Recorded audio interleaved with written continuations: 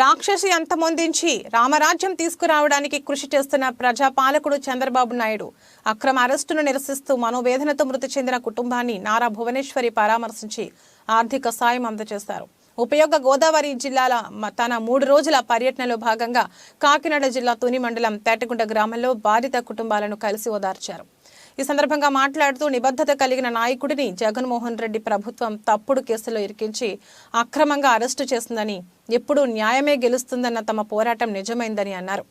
రాష్ట్ర వ్యాప్తంగా తెలుగుదేశం పార్టీ అధినేత చంద్రబాబు నాయుడు ప్రజల కోసం నిద్రాహారాలు మాని అహర్నిశలు ప్రజల కోసం పనిచేస్తున్నారన్నారు. ఈ కార్యక్రమంలో నియోజకవర్గ తెలుగుదేశం పార్టీ ఇన్ఛార్జ్ యనమల దివ్య, రాష్ట్ర ప్రచార కమిటీ నాయకులు యనమల కృష్ణుడు, పోల్నాటి శేషగిరిరావు, ఇనుగంటి సత్యనారాయణ, సుర్ల లోవరాజు, మోతుకూరి వెంకటేష్, పార్టీ నాయకులు, కార్యకర్తలు పాల్గొన్నారు.